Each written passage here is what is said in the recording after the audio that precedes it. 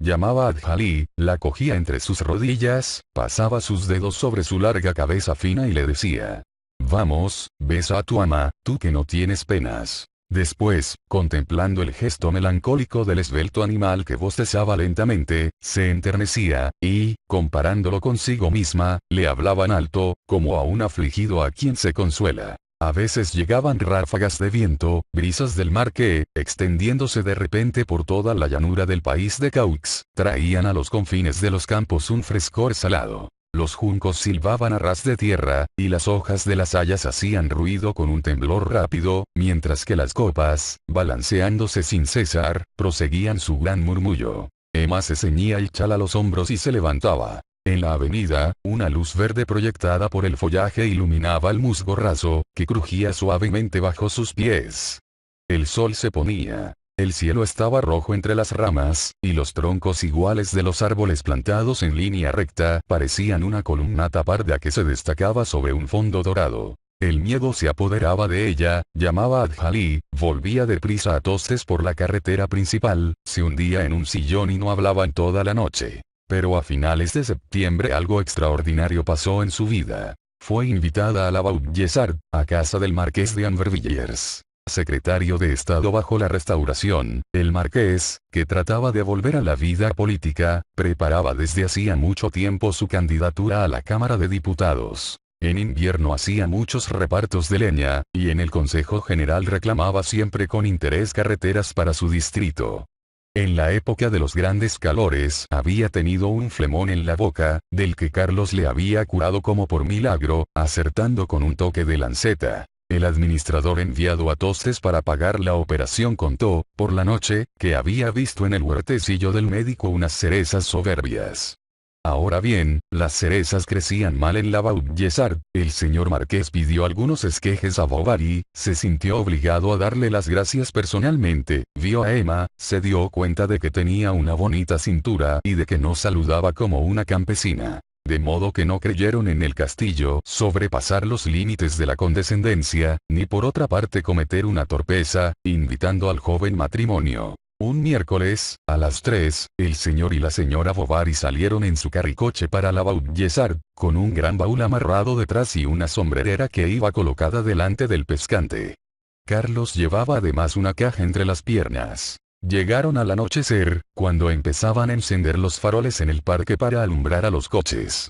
Capítulo octavo. A mansión, de construcción moderna, al estilo italiano, con 2 alas salientes y 3 escalinatas, se alzaba en la parte baja de un inmenso prado cubierto de hierba donde pastaban algunas vacas, entre bosquecillos de grandes árboles espaciados mientras que macizos de arbustos, rododendros, celindas y bolas de nieve abombaban sus matas de verdor desiguales sobre la línea curva del camino enarenado. Por debajo de un puente corría un riachuelo. A través de la bruma, se distinguían unas construcciones cubiertas de paja, esparcidas en la pradera, que terminaba en suave pendiente en 2 lomas cubiertas de bosque y, por detrás, en los macizos, se alzaban, en 2 líneas paralelas, las cocheras y las cuadras, restos que se conservaban del antiguo castillo demolido. El carricoche de Carlos se paró delante de la escalinata central. Aparecieron unos criados. Se adelantó el marqués, y, ofreciendo el brazo a la mujer del médico, la introdujo en el vestíbulo.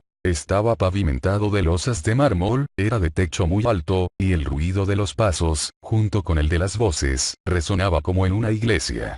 Enfrente subía una escalera recta, y a la izquierda una galería que daba al jardín conducía a la sala de billar, desde cuya puerta se oía el ruido de las bolas de marfil al chocar en carambola.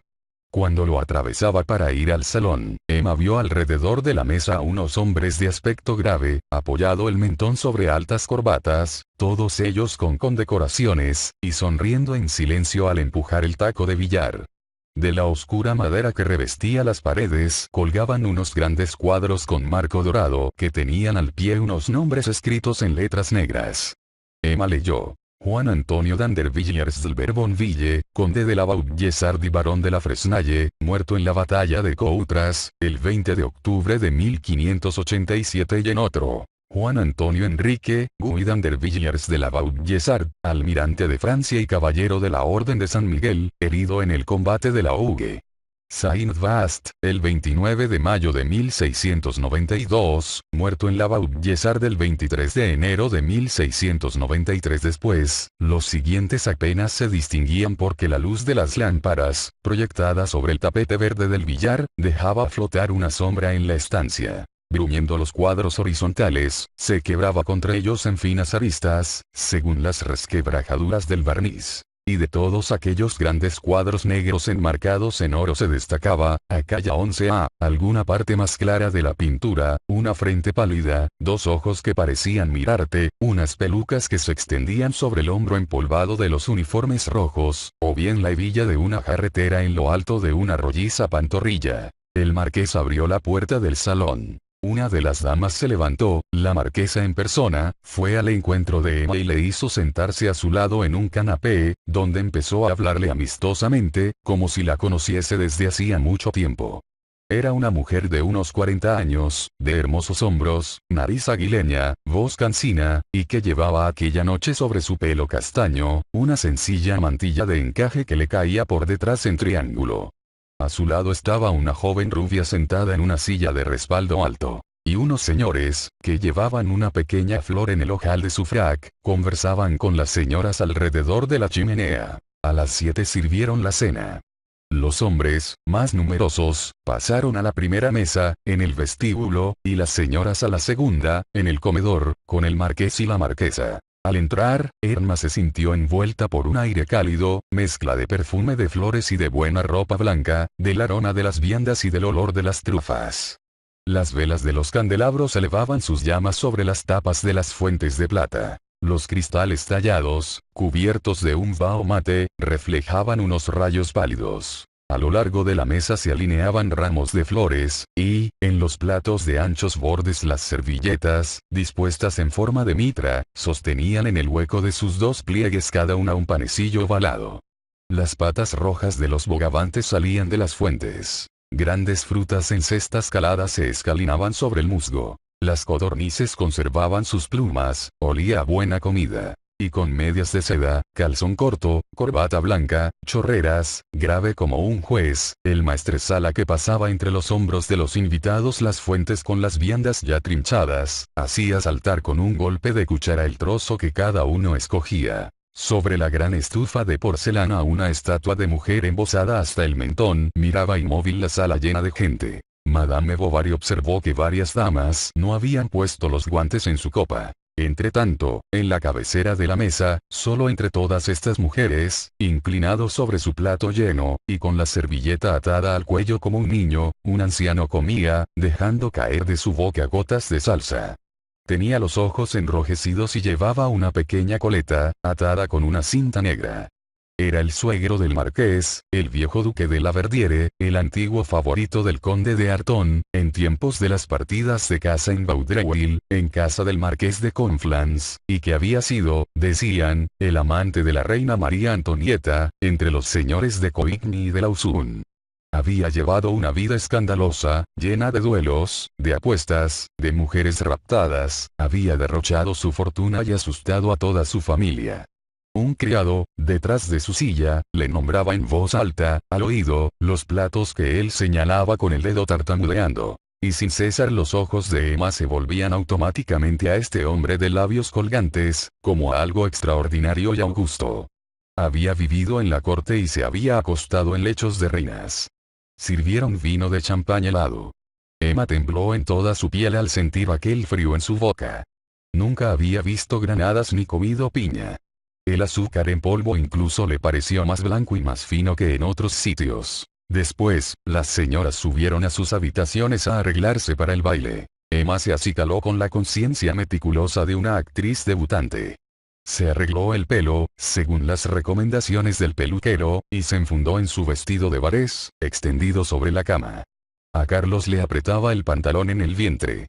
Las trabillas me van a molestar para bailar, dijo. ¿Bailar?, replicó Emma.